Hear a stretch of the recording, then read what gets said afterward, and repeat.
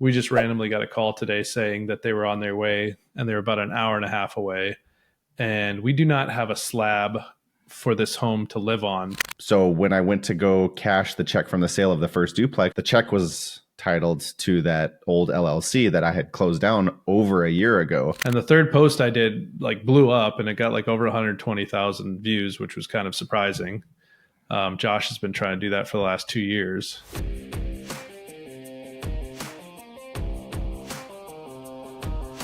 Welcome back to another episode of the Investing RN podcast. It's been a while. I'm back in the studio. I think the last several have been at Mima's and Papa's. Dude. Well, yeah, even for me, I was down at it's just Paul. I can't. Yeah, Dad.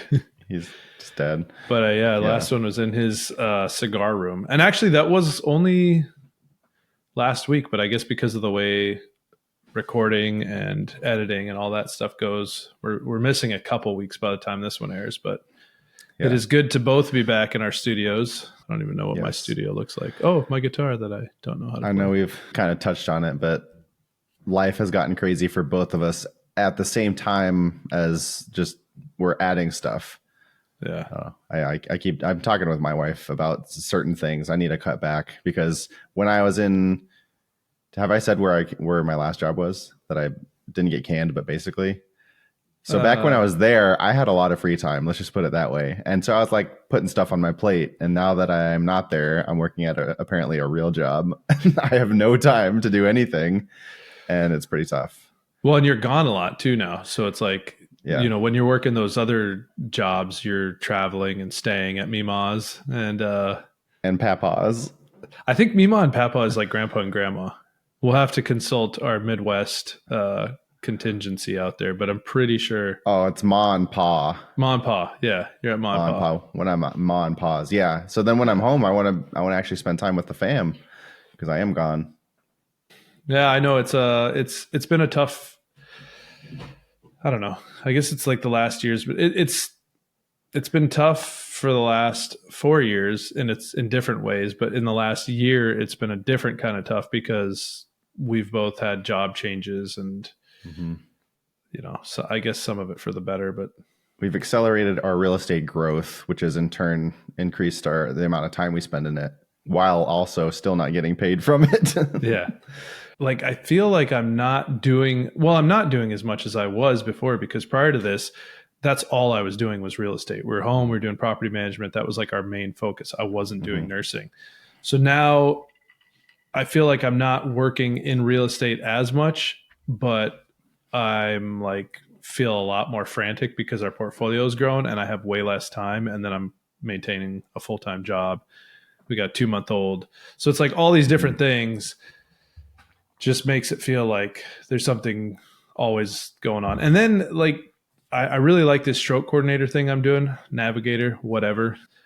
But I will say, given everything else we're doing in business, I am kind of wishing like I had a job where I just clock in and clock out. But that thing is like now on my mind because we still have joint commission survey coming up. I'm like constantly trying to stay on top of chart audits and everything that I know they're going to be looking at, while still trying to prepare for quarterly neuroscience committee meetings with the whole hospital. And then trying to like get everything ready for the joint commission survey, because I got to do a whole slide presentation for them. So it's not been a joke this whole time. No, it's actually, you're doing real stuff. Yeah, well, I mean, that's the idea, but it's, you know, but then I get backed up with other things. So anyways, it's just like, you know, when I'm doing this, it's like I'm thinking about that. And then in addition to that, now with all the business stuff we have going on. So I feel like there's just like all these different things rattling around in my brain at all times. And it would be nice at times. Like the other day, a flight nurse came in and I was like talking to her about, historically, I think flight nurses haven't made good money, but she was saying that this particular company out here is like paying people more. And she was saying they're making like $200K a year. And I was like, I will climb into a little death trap for 24 hours like shifts. Cause I was like, man, do 2 24-hour shifts a week, have 5 full days off, clock in, clock out, not think about other stuff and just be able to focus on business. That actually sounds kind of interesting, but we'll see. The job postings do not reflect the $200,000 a year that she was mentioning. So I don't know. Yeah. Well, I mean, job postings are just deceptive. Also, like I look up CRNA jobs, and I don't know. In my mind, I can't imagine people working for that pay. Like less than a flight nurse is getting paid. I see those kind of postings all the time. So like, I don't know. Location dependent, I guess. Well, and like I don't know, because from what I've heard, and we even interviewed Steve, a guy I work with, not too long ago, and he was saying how flight nurses make so little. It was always surprising to me because it seems like such a higher risk type job. So it seems like it should pay more just based on the risk and the specialty. But I guess the cool factor makes it more appealing. But I don't know. Yeah. Yeah. I guess I'll take that back. I don't see as many of those, but those, when I see them, I look at the comments just to see what people are saying, and it's fun to read them. People, where are they commenting on this? Like on Facebook, there's like CRNA job groups on Facebook and stuff. Yeah. Yeah. No, so I don't know. It's hard to say, but anyways, I got the girl's number. And so I'm messaging, trying to see how they're going from whatever the base or whatever the rate they're listing on the thing to $200,000 a year. Cause I'm like, if this is like not a bunch of overtime and everything, I might be interested. Yeah. Well, supply and demand, I guess. I don't know. When I think back 10 years, I've only been a nurse for just over 10 years, I guess. Salaries have more than doubled, it seems like. Yeah. And all this burnout and all this stuff that we're talking about all the time, I guess, like in a way, it kind of works to our advantage because, salaries are going to go up. Demand is high. Yeah. Well, and I mean, it's definitely busier now than it ever was before. Like I remember when I started 14, 15 years ago, we'd get busy, but it was pretty mellow. You had time to breathe. Now it just feels like it's constant. And no matter where you are, that's true. It's just always busy, and there's always kind of craziness going on. Even up here in our little sleepy little ER up here, the other night I was like getting ready to get off, and what was it, like some lady came in and she's like trying to fight all of us. She like tried to kick me, and she's like cursing us out, and we're like tying her down. I'm just like, dude, we're trying to get you out of here, just relax. And she's like, I think she called me a douchebag, and I was like, all right, well, whatever. Like, there's the line. You've crossed it. That didn't make me upset, but then she called one of the older nurses. Well, I felt bad because she was like cursing out one of the older female nurses, but she's kind of got like a different personality where I feel like she could kind of handle herself. But then she cursed out this other nurse who's like the little mama bear of the department. I was like, all right, lady, too far. You can call me a douchebag, but you do not start yelling at this other nurse. Yeah. Anyway, so it's just, it's kind of crazy times. So pay should reflect it, but it is. I mean, I think I'm probably making triple what I was making when I started. People are still complaining that we don't get paid enough. And I mean, shoot, I'm down. Like, let's get paid more. Like, whatever. keep jacking it up. Like, I'm not happy about the pay. Yeah, I want more. In the meantime, we were back and forth to LA, Jen and I and the family. We did our little Airstream trip down there. Stayed in the Airstream in my parents' driveway, which was actually pretty cool. But we went down for First Chameleon, as Indy calls it, which is actually a first communion. Yeah. So we went down for that, and when we were with my sister-in-law, she's a stay-at-home mom, but she starts like telling us how she's been on TikTok for about a month, and she already has like 10,000 something followers. I know that we on the Investing RN podcast have all struggled with social media and like how to grow, how to get our name out there a little more, how to grow our following and grow the listeners. So I was like, we all have a different opinion as to the reason of that. So what's your opinion? We all have very different styles and what I would imagine is a brand, but we're all trying to fit that into one brand, which is Investing RN. That's been a struggle. Yeah. Well, so that was where I was like, okay, I've never wanted to do TikTok. I've never been interested in TikTok, mostly because I don't want the Chinese to have my information, even though they probably already do. So I was just like, whatever, screw it. Let's try this thing. So I started one like 5 days ago. And the third post I did like blew up, and it got like over 120,000 views, which was kind of surprising. Josh has been trying to do that for the last 2 years. But I have multiple 6-figure viewings on Instagram, actually. Ooh. And it was the ones that I spent the least amount of time on. Were they the ones? I mean, let's be honest. I don't spend a lot of time on any of them. Are they organic or are they reposts?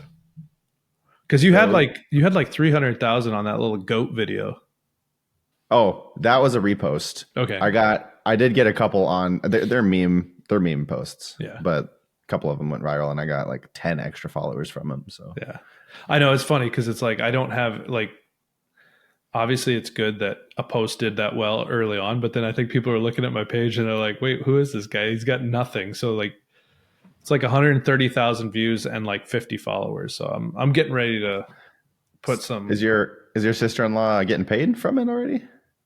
I don't think she's doing. So that's the thing. Like, and Josh and I were talking about this before. It's like, we don't even really know how to use TikTok. Like, I was trying to search his username. I don't know how to do that. I don't know how to search it. Every time I get on, something pops up and I'm like, wait, where am I? And then like, the only thing I can do is like find my profile. How do I get off this live stream? See, yeah.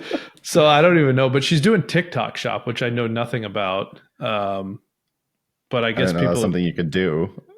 Yeah. So I guess people make money on that. So we probably need to hire a social media coach for consulting to teach us how to do this stuff. But we've got enough other stuff going on that we don't have the time for it. We're on cruise control right now. So yeah. But anyways, if you're on TikTok, check us out. We're both the same thing that we are on Instagram. And the exact same videos are going there too. No, I'm doing different videos.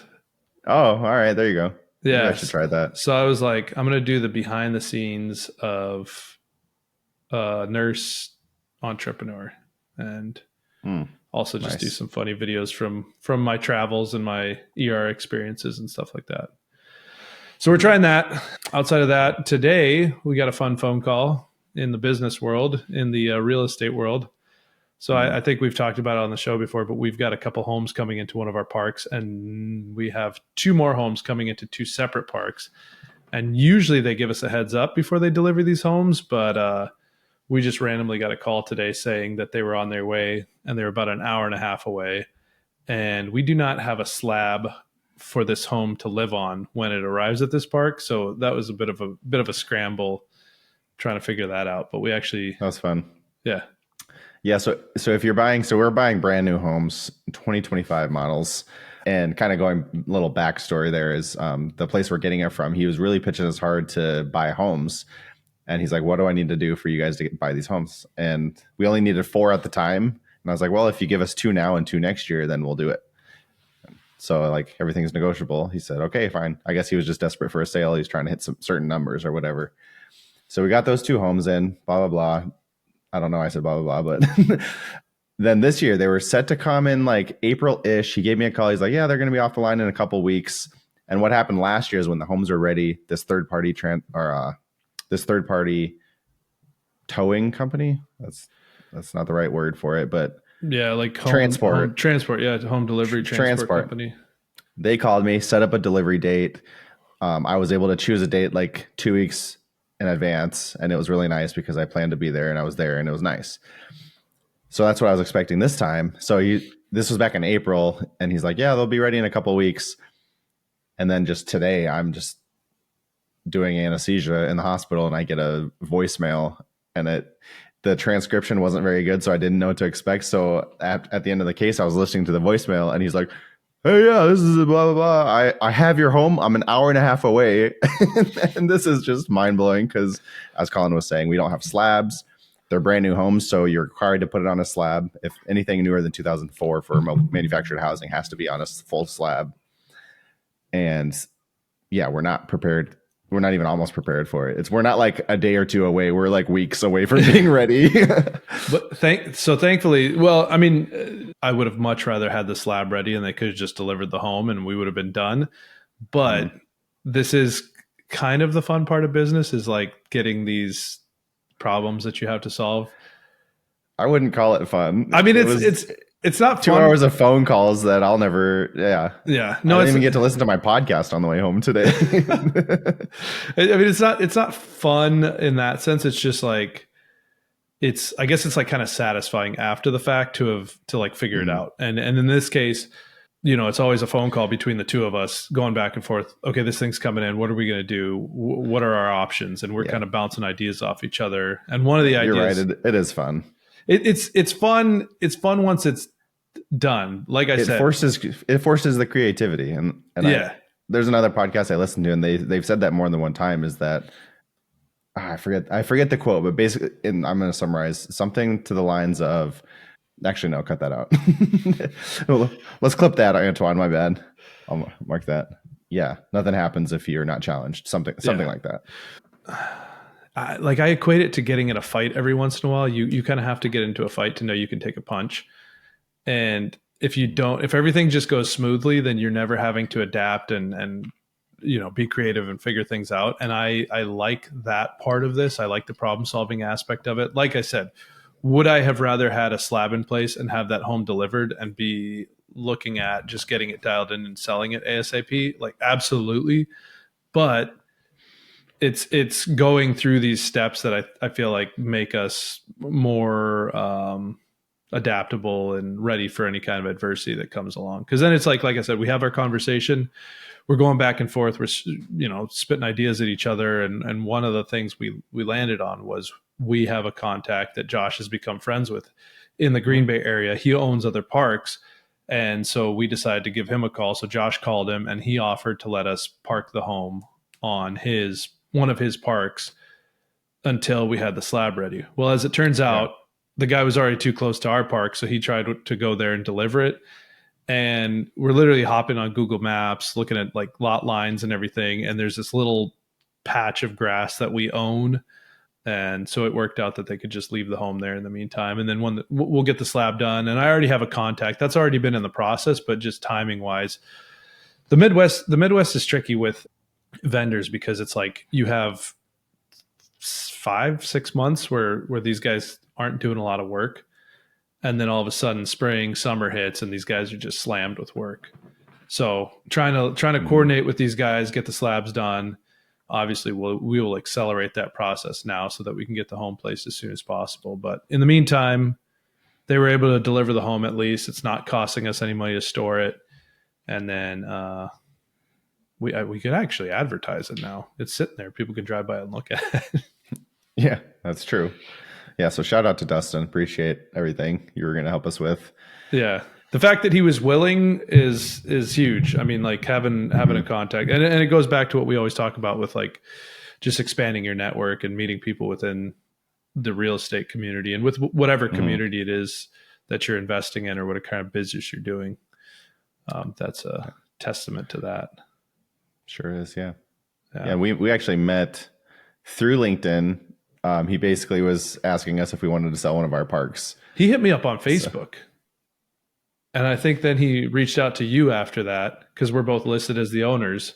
Because you said no, and he's like, "Well, maybe I'll ask the other guy." Or I think he reached. Well, like Facebook, I'm never on Facebook, so I think he probably reached out to us simultaneously. And as it turns out, he's basically your neighbor. Yeah. Which is I'm never cool. on LinkedIn, so that's weird that I saw that. Yeah. Yeah. We're only like 10 minutes apart from each other. We've actually hung out multiple times, had family dinners and stuff now. It's pretty cool. Yeah. So it's cool. I'm 2,000 miles away, so I just kind of hear about these things, but it's good for you. There's a lot of similarities between your family and theirs, so it's kind of cool. Yeah. You played college soccer, so it's kind of cool. That's not similar to you. But, that's kind of cool. I was similar to you. I was saying you have similarities also. Oh, well, you did play intramurals, so that counts. I did, yeah. Being top 5 in a school of 2,000s, that's about the same as not making the team at a regular school. Well, and I only played college soccer because of where I went. If I'd gone to a proper like NCAA school, I maybe I would have made the bench. I don't know, but I would have been a huge cheerleader. I would have been so excited. But so I think a couple weeks ago we talked to Brandon, and that was cool. It was kind of just like the introduction to Brandon rather than getting into the nitty gritty of the actual property management and what he's doing day to day. But we had some other things we were going to talk about, like kind of around LLCs and just the management of LLCs. We've run into some trouble with LLCs in a couple partnerships. So, Josh, would you like to elaborate? Yeah, we've touched on it a bit in the past. So I personally had bought 2 duplexes here in Green Bay. We kind of jokingly said I wasn't able to handle the management of them, so I sold them to All Day Investments. The old handshake agreement, nothing official. We had planned on doing a quit claim deed transfer into the All Day Investments name, and just never got around to it. Didn't seem it was never a priority because we always had our agreement, our verbal agreement, and we trust each other enough to just know that we're good for it. So, anyways, I had closed down the business account that I had associated with that LLC, and now that we're actually selling both of those duplexes, one has currently has been sold, the other one is listed. Just got an offer on it, but we're not going to talk about anything because Oh, dude, please we've do jinxed never. we've jinxed stuff in the past. We've jinxed everything. But yeah, I had closed that business account down. So when I went to go cash the check from the sale of the first duplex, it was sent to, or it wasn't sent, but it was titled. The check was titled to that old LLC that I had closed down over a year ago. So I ran into a bunch of issues there. I had to like re-register the LLC. I had to reopen a new bank account with that LLC. So it was a couple $100s of stuff just to be able to cash this check. I couldn't put it in my personal name because it was sent to the LLC. So yeah, like re-registering all of that, which ends up is not that difficult. I just actually did it within probably 5 minutes. The banker was actually there helping me do it, but then it took like another hour and a half to open the bank account. The entire process was like an hour and a half or 2 hours. So not that big of a deal, just annoying. If you have an LLC and a business account, just leave it open until everything's out of it and done. Finally, like final. And especially in Wisconsin, because the LLC fees are so much cheaper. Out here in California, This is true. I think it's like $800 a year to maintain an LLC. So that's a little more significant. So if you're trying to save money on that, it makes a little more sense. But then if you have to go back and reopen it just to get it closed, I mean, I think another option would have been, because we actually ran into this with a park we bought because the checks had been, first of all, if you're buying a property, try to close in the middle of the month. It's so much cleaner because it gives the previous owner time to collect all the rents. Then when you close, they just prorate those rents to you. And then it gives you 2 full weeks to contact tenants so that they can write their new checks or whatever, get on your online system in our case, and issue their rent payments directly to you.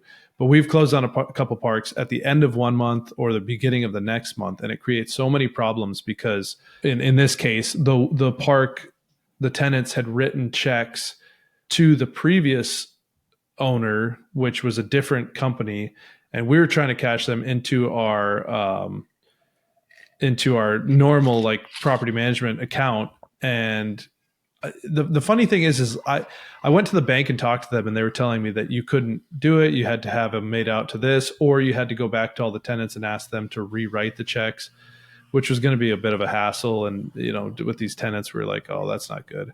And we had to form the LLC anyways. Well, then finally we formed this LLC in the state of Michigan, and we open a bank account for that thing, and I go to cash the checks, and it was like, they didn't even look at it. They just cashed them. I was like sitting here waiting for like 2 months to cash these checks, and they just cashed them. They didn't ask for like any documentation or anything like that. They just cashed them, and I'm like, okay, well, That actually reminds me. So this last duplex that we just sold also, I went with my entire family to the title company to do the closing. They didn't ask for ID not once that entire time.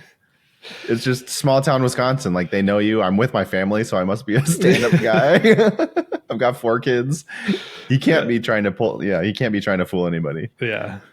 I don't know. It's interesting. I don't know if it's because it's Wisconsin or what. I mean, mine was in the state of California, so you would think they'd be a little more suspicious, but yeah, I mean, there's a lot of, it's tough with everything we're doing now, because as we're growing, we hear different things about don't own too many properties in one LLC. And so we've created new LLCs, not necessarily specifically for that reason, but because we've created some partnerships along the way. So we've had to start new LLCs for that. And then, but it's just now you're maintaining 4 or 5 LLCs, you're maintaining all these different bank accounts. And we got like so many different bank accounts, and money's coming into one, being transferred to another. Now we have this new portfolio we bought. We have to transfer money from our property management account to this new account at the bank so that we can pay this one and pay this other one. So it does get confusing. So you definitely need good bookkeeping, and you need a good CPA. But the other thing we ran into with one of the LLCs what happened? It was like we hadn't registered it in time, or we had formed the LLC but hadn't fully notified the CPA about this LLC, Oh, so they weren't doing the correct tax filings for it, and we ended up paying like yeah. 8 months worth of fees So in our minds, all of our LLCs belong to All Day Investments. That's the big one. because But our we did have minds know nothing about legal anything. or tax IRS stuff. Yeah. Yeah, we just assume people to know what we know. Yeah. Yeah, but there was a separate LLC that owned one individual property, and the file we didn't file by the April Oh, 15th that's what it was. deadline. Yeah, yeah. And so I guess the penalty for that is like $200 per month per member of that LLC. And there was 3 of us members in that LLC at the time, and we missed it by like 9 months. So that's $600 a month for 9 months. Yeah, it was a lot. Yeah, that sounds about right, because it was about $5,000. Yeah, it hurt. That was painful. And it's one of those things where, for one, this is a newer partnership. We're not as familiar with that. So, not to mention the fact that it's not necessarily the partner's fault. So we just kind of ate that cost. Maybe we should have passed that expense through and charged him for it, but We should, well, I mean, not charged him, charged the LLC that it was under, which would have been him. he would have shared the cost. Shared the cost, yeah, at his equity percentage rate. Right, but we've talked about that deal also. Like when we completed that deal, the deal was to buy him out within 5 years. Yeah. So as long as we still buy him out at the same originally agreed price, then it wouldn't have really mattered. Yeah, yeah. But it's just tricky. So I mean, you got to have your ducks in a row before you're doing all this stuff. I mean, we definitely are learning as we go, and like I said, it's stuff like that obviously is not as fun to deal with as what we dealt with today, but we're learning as we go, and some of the expenses are more costly than others. Like this one today, had we not had that space, I don't know where this thing would have gone. We would have maybe had to turn around and ship them back. And it was kind of their fault because they didn't notify us. But there's like really specific transport rules also. Yeah. Like this guy, because he was telling me that he had been driving for like 11 hours. I think they're required by law not to drive more than 12 hours at a time.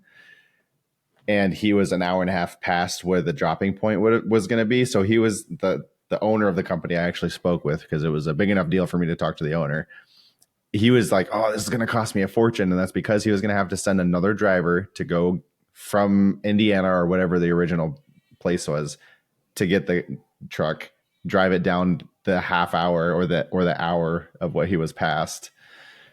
And the 2 drivers like put him up for the night in the hotel or something. Like, so yeah, thankfully, I mean, that would have been their fault, honestly. That one. Yes. He was upset. He was going to eat the cost. Like he knew he was going to eat the cost. He was just thinking out loud, and he was upset at himself and whatever secretary was supposed to call us, which was his daughter, right?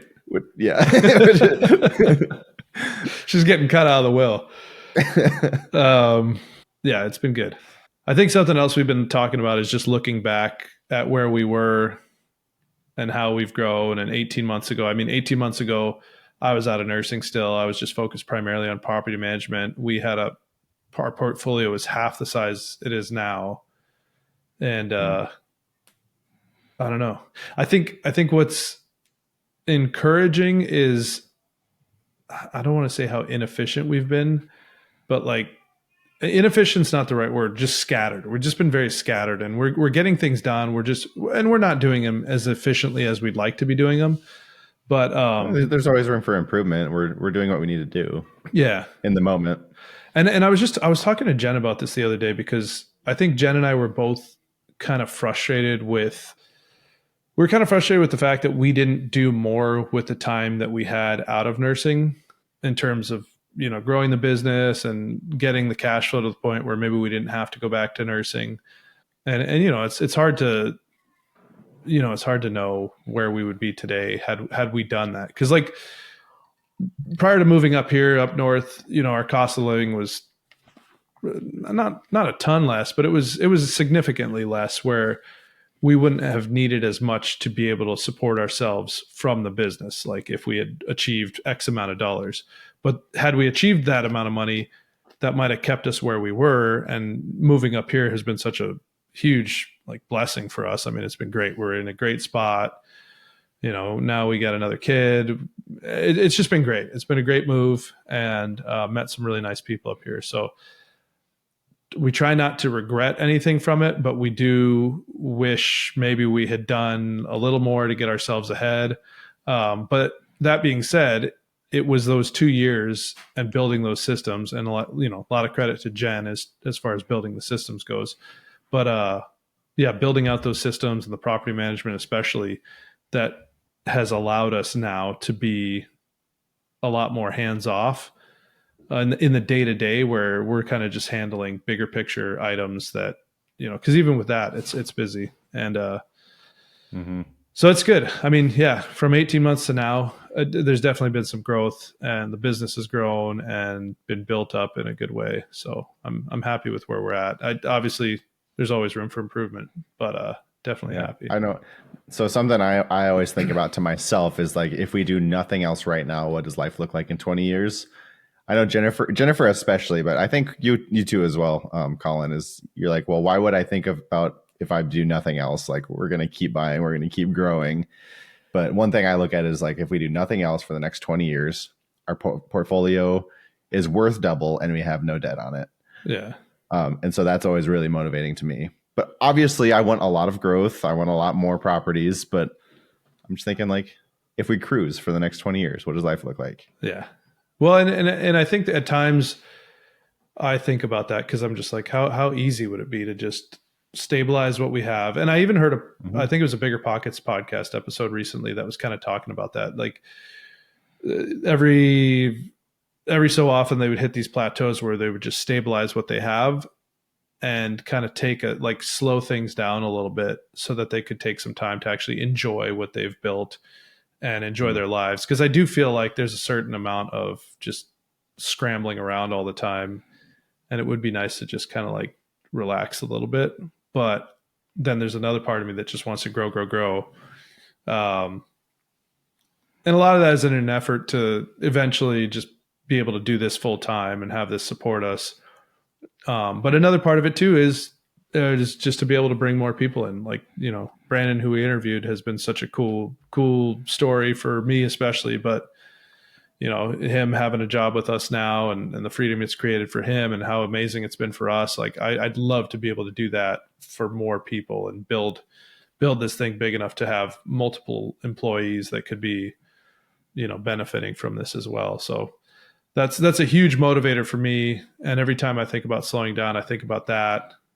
And I don't know. We'll see where it goes. Yeah. But yeah, in the meantime, I'm going to go try and enjoy my pool right now, because it's beautiful. And I'd pop off. I'd like to catch some sun. So we'll see you next week.